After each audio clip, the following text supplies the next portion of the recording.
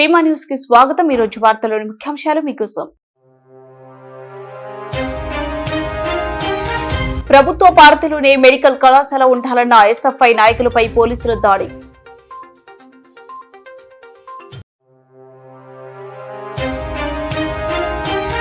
నేడు రేపు కర్నూలు వ్యవసాయ మార్కెట్ కు సెలవు ప్రకటించిన జిల్లా joint collector.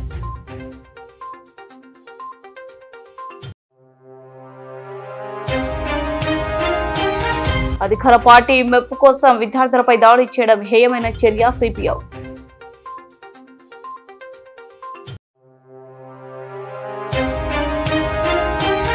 Emmiganur market yard లో ఉల్లి క్రయ విక్రయాలను రిబ్బన్ కట్ చేసి ప్రారంభించిన ఇన్ఛార్జ్ కలెక్టర్.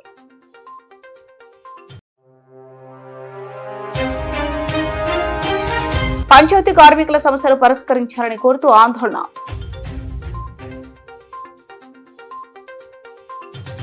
పేదలకు ఉన్నత విద్య ఉపాధినిచ్చే విద్య దక్కాలంటే మెడికల్ కళాశాల ప్రభుత్వ పరిధిలోనే కొనసాగించాలని కోరుతూ ఆదోని మెడికల్ కళాశాల వద్ద ఎస్ఎఫ్ఐ నిర్వహించిన ప్రదర్శనను పోలీసులు అడ్డుకొని విద్యార్థులను పిడిగుద్దులు గుద్ది చెల్లాచెదురు చేశారు.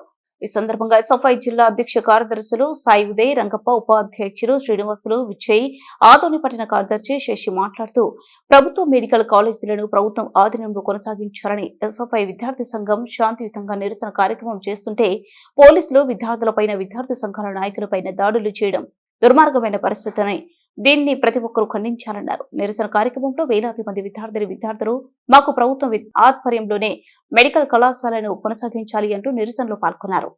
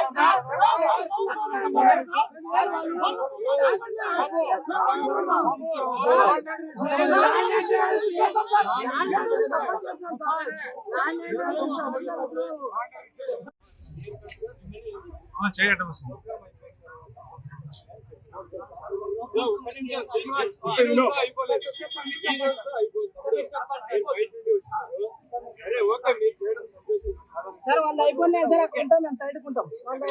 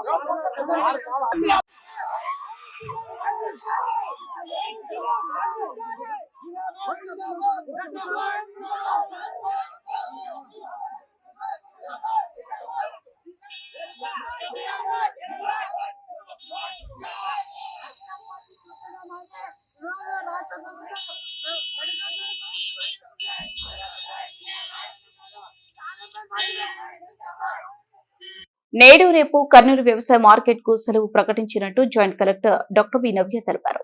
బుధవారం ఉల్లి దిగుబడులు భారీగా రావడంతో మార్కెట్ యార్డు పూర్తిగా నిండిపోయిందన్నారు.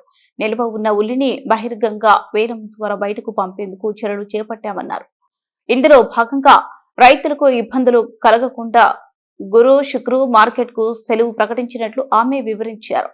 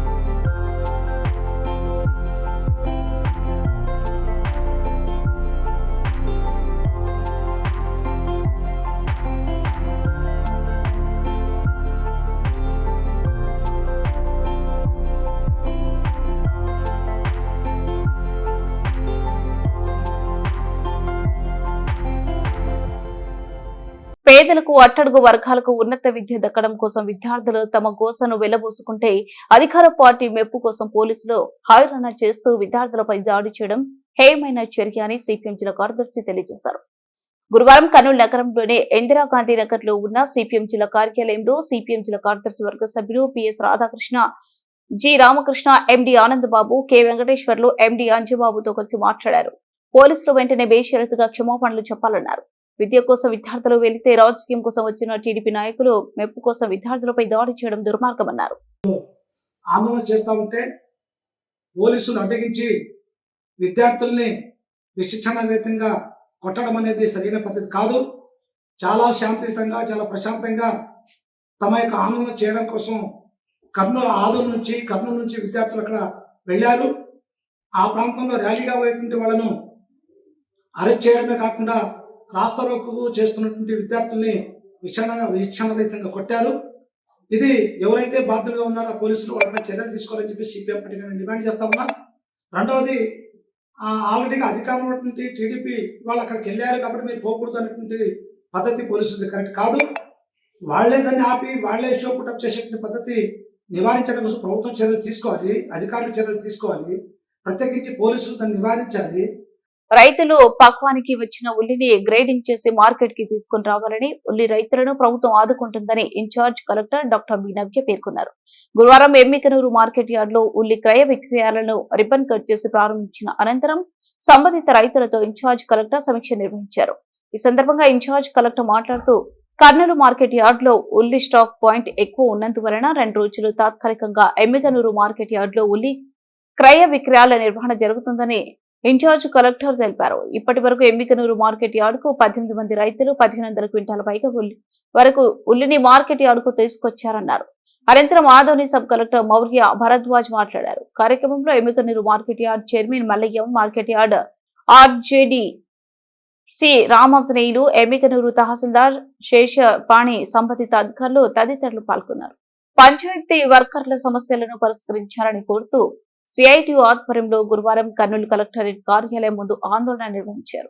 సిఐటియు నాయకులు బతుకన్న అధ్యక్షతన జరిగిన ధర్నా కార్యక్రమాన్ని ఉద్దేశించి జిల్లా అధ్యక్షులు పిఎస్ రాధాకృష్ణ మాట్లాడారు. పంచాయతీ వర్కర్స్ దశాబ్దాల పాటు పనిచేస్తున్న చాలని వేతనాలు 5,000 నుండి 10,000 ఇస్తున్నారని, అనారోగ్యాల పాలయ్యే విధంగా పనిచేస్తున్న పాలకులకు కనికరం లేదన్నారు. ఇప్పటికైనా అధికారులు సమస్యలు పరిష్కరించకపోతే మరింత పెద్ద ఎత్తున ఆందోళన చేస్తామని వారు హెచ్చరించారు.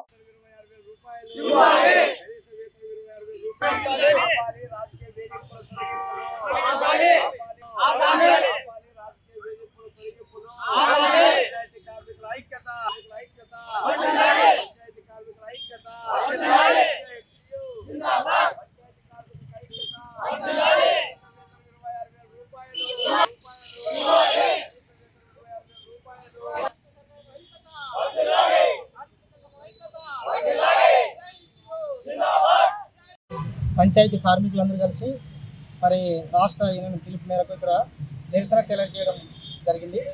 కాబట్టి ఏంటంటే మా పంచాయతీ కార్మికులకు ఉన్నటువంటి సమస్య మెయిన్ ఏంటంటే జీతాలు, మరి సరైనటువంటి జీతాలు, వేతనాలు లేవు. ఎందుకంటే 10,000కి మించి డిపో సారు పెంచమంటున్నాడు. అంటే మాకు కనీసం 26,000 కుటుంబం గడవాలంటే ఇప్పుడు ఈ రోజుల్లో 26,000 జీతం ఉండాలి. కానీ మున్సిపాలిటీలో కూడా మేము చేసే పని గలీజ్ పని చేస్తున్నాం. మేము వాళ్ళకి చేసేది ఏదో మేము కూడా అదే చేస్తున్నాం. కానీ వాళ్ళకి వేతనం ఎత్తవిస్తున్నారు. మాకు పంచాయతీలో వేతనం ఇంతకంటే ఎక్కువ ఇవ్వమని అటు సెక్రటరు, ఇటు మరి డిపో సార్ గారు ఇదే విధంగా చెప్తున్నారు. మాకు 3 సంవత్సరాలైంది అసలు జీతం పెంచడం లేదు. గొనగండ్ల పంచాయతీలో ఆదాయం మేము దండిగా పెంచుకుంటున్నారు. వాళ్ళు ఒక్కొక్క ట్యాప్కి వచ్చేసి 9,900 ట్యాప్కి ఒక సంవత్సరానికి తీసుకుంటున్నారు. మరి ఇంటి పనులు అలాగే పెంచినారు. మరి గొనగండ్ల ఆదాయం దండిగా ఉంది. ఉన్నా కూడా ఏం చేస్తున్నారంటే జీతాలు మాత్రము వాటికే 10,000 వరకే మినిమం, అంతగా మించి లేదు. మీ ఇష్టం అయితే చేయండి, లేకపోతే లేదంటున్నారు. రెండోది ఈఎస్ఐపిఎఫ్ మరి 3 సంవత్సరాల కిందటే మేము సర్కులర్ తెచ్చిచ్చినాం. తెచ్చిస్తే కూడా వాళ్ళు అధికారులు నిర్లక్ష్యం చేస్తుందని రాయడం లేదు. అసలు ఈఎస్ఐపిఎఫ్ అసలు రాయడం లేదు. మాకు ఈఎస్ఐపిఎఫ్ కావాలి, మాకు 26,000 జీతం ఖచ్చితంగా అమలు చేయాలి. మాకు అధికారుల వేధింపులు కూడా తొలగించాలి. ఎందుకంటే అధికారుల వేధింపులు భయపడిస్తున్నారు. మీ ఇష్టం అయితే చేయండి, లేకపోతే పోండి, నాకు అవసరం లేదు మీరు అని చెప్పేసి. అంటే మేము 30 సంవత్సరాల నుంచి చేసినా కూడా పోండి అంటున్నారు. నా పేరు బతుకన్న, ఈరోజు గ్రామ పంచాయతీ వర్కర్స్ యూనియన్ రాష్ట్ర కమిటీ పిలుపు మేరకు అన్ని కలెక్టర్ కార్యాలయాల ముందు ఈ నిరసన కార్యక్రమాలు నిర్వహిస్తున్నారు. ఈ నిరసన కార్యక్రమం ప్రధాన ఉద్దేశము ఈరోజు గ్రామ పంచాయతీలో పనిచేసే వర్కర్స్కి 6,000 మొదలుకొని 6,000, 7,000, 8,000, 10,000 మించి ఎక్కడ కూడా వాళ్ళకి వర్కర్లకి జీతాలు ఇవ్వడం లేదు. ఇదే స్కావెంజర్స్ పనిచేసే మున్సిపాలిటీ ఏరియాల్లోన నగర పంచాయతీల్లోన దాదాపు 26,000 రూపాయలు ఇస్తున్నారు. అదే పని గ్రామ పంచాయతీలు వీళ్ళు చేస్తున్నారు. వీళ్ళకి చాలని వేతనాలు ఇస్తున్నారు. ప్రతి సంవత్సరము అంత ఇంత జీతాలు పెంచాలని చెప్పి జీవో ఉన్నా 10,000 కంటే మించి ఇవ్వకూడదు కాబట్టి మేము 10,000 కంటే మించి ఇవ్వడం లేదని చెప్పి ఎన్నిసార్లు మనం ఆందోళన చేసినా పట్టించుకునే పరిస్థితి లేదు. కాబట్టి ఖచ్చితంగా వీళ్ళకి వాళ్ళు అంటే మున్సిపాలిటీలో ఏదైతే పని చేస్తారో నగర పంచాయతీలో అదే పని చేస్తారు కాబట్టి వాళ్ళకి మున్సిపాలిటీ స్కావెంజర్స్ ఉద్యోగులతో పాటు జీతాలు ఇవ్వాలని చెప్పి అట్లే టౌన్లో పనిచేసే వాళ్ళకి PF-ESI సౌకర్యం కల్పిస్తున్నారు. కానీ ఇక్కడ PF-ESI సౌకర్యము కల్పించాలని చెప్పి గవర్నమెంట్ సర్కారు విడుదల చేసినా దాన్ని అమలు చేసే నాదుడు లేడని చెప్పి కూడా మీ సందర్భంగా తెలియజేస్తున్నాము. అంటే ఇది టెండర్ పద్ధతి. ఇది టెండర్ పద్ధతి అంటే వీళ్ళకి అంటే ఇప్పుడు థర్డ్ పార్టీ తరఫున పనిచేస్తుంటారు కాబట్టి వీళ్ళకి ఉద్యోగ భద్రత కూడా లేదు. వీళ్ళు భయపడిస్తుంటారు. మీరు ఇష్టపడే పని చేయండి లేకపోతే వేరే వాళ్ళు పెట్టుకుంటామని చెప్పి బెదిరించే పరిస్థితి ఉంటుంది. దాని సెక్రటరీ బాధ్యత తీసుకోవాలా. ఆయన కూడా బాధ్యత తీసుకునేకి సిద్ధపడడం లేదని చెప్పి కూడా మనం ఈ సందర్భంగా గుర్తించాలా. అందుకోసం ఈరోజు మేము గ్రామ పంచాయతీ వర్కర్స్ యూనియన్గా రాష్ట్ర వ్యాప్తంగా వీళ్ళకి కనీస వేతనం 26,000 రూపాయలు ఇవ్వాలని చెప్పి అట్లే ESI PF సౌకర్యం కల్పించాలని చెప్పి టెండర్ విధానాన్ని రద్దు చేయాలని చెప్పి కూడా డిమాండ్ చేస్తున్నాము. అంటే దాంతోపాటు వేధింపులు కూడా ఎక్కువైనాయి. పంచాయతీ సెక్రటరీ పంచాయతీ ఇప్పుడు సర్పంచ్లు ఎవరైతే కొత్తగా ఎన్నికలు పడతారో వాళ్ళు బెదిరిస్తుంటారు. మిమ్మల్ని తీసేస్తాము, మేము ఇష్టం పెట్టుకుంటామని చెప్పి ఈరోజు కోడుమూరులోన దాదాపు 12 మంది తీసేసినారు. సర్పంచ్ తీసేసినారు. ఎందుకోసం తీసేసినారంటే వాళ్ళు సరిగా పనిచేయలను లేకపోతే ఎక్కువ మంది ఉన్నారు మాకు పంచాయతీ వర్కర్స్ అని చెప్పి సాట్ మీద వాళ్ళు 20-30 సంవత్సరాల నుంచి పనిచేసే వాళ్ళు తీసేస్తున్నారు. కాబట్టి చాలా దుర్మార్గమైన చర్య అని చెప్పి మేము సందర్భంగా తెలియజేస్తున్నాము.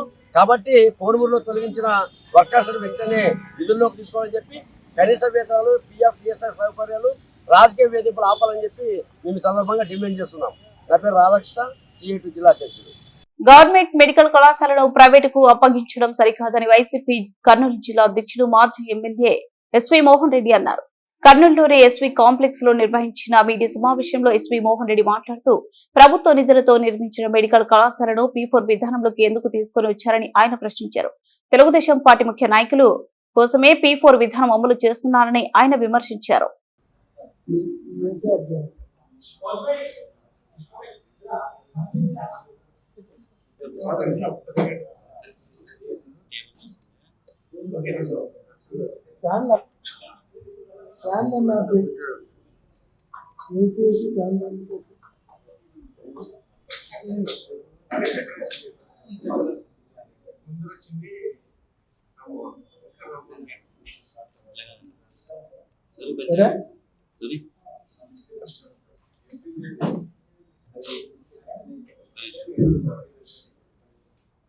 రేపు 19వ తేదీన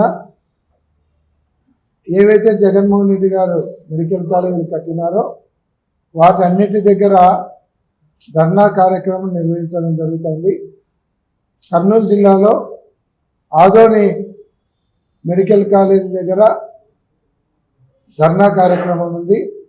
దాంట్లో అన్ని అనుబంధ సంఘాల వివిధ హోదాలలో ఉండేవాళ్ళు, రాష్ట్ర, జిల్లా, నియోజకవర్గ స్థాయిలో ఉండేటువంటి అన్ని అనుబంధ సంఘాల అధ్యక్షులు కావచ్చు, వివిధ హోదాలలో ఉండేవాళ్ళు అందరూ కూడా దాంట్లో పాల్గొనాలని అందరికీ మనవి చేస్తున్నాను.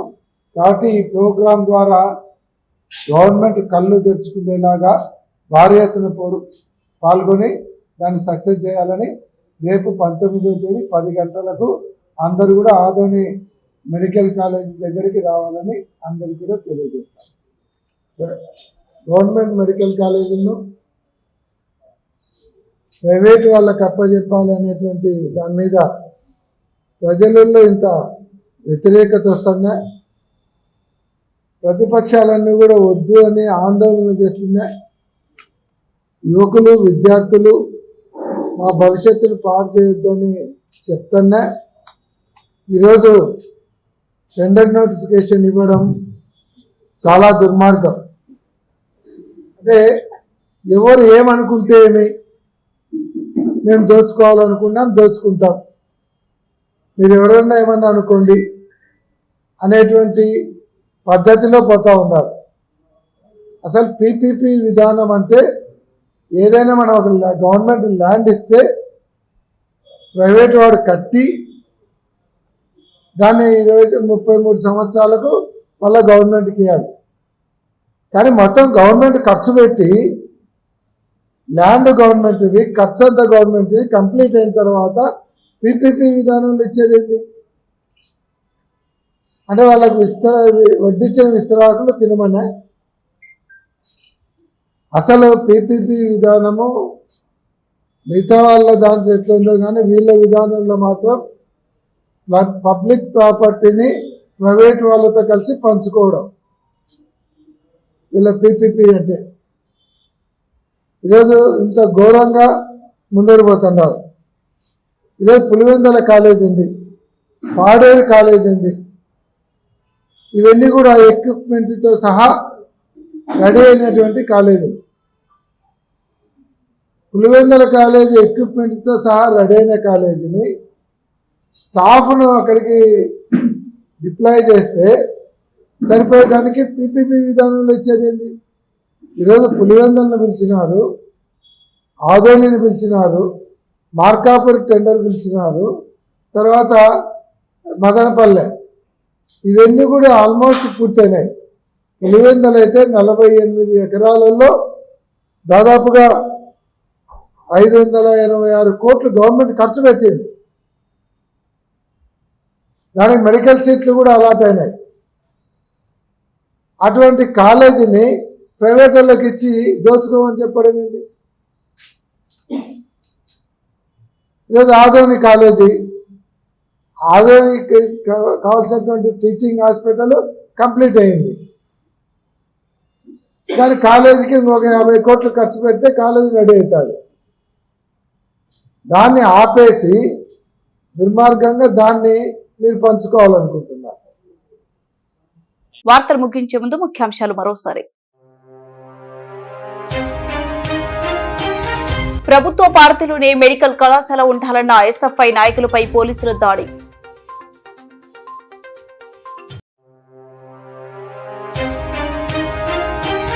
నేడు రేపు కర్నూలు వ్యవసాయ మార్కెట్ కు సెలవు ప్రకటించిన జిల్లా joint collector.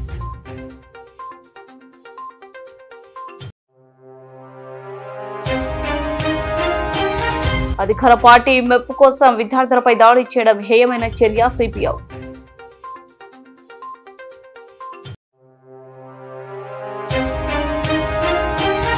Emmiganur market yard లో ఉల్లి క్రయ విక్రయాలను రిబ్బన్ కట్ చేసి ప్రారంభించిన ఇన్ఛార్జ్ కలెక్టర్.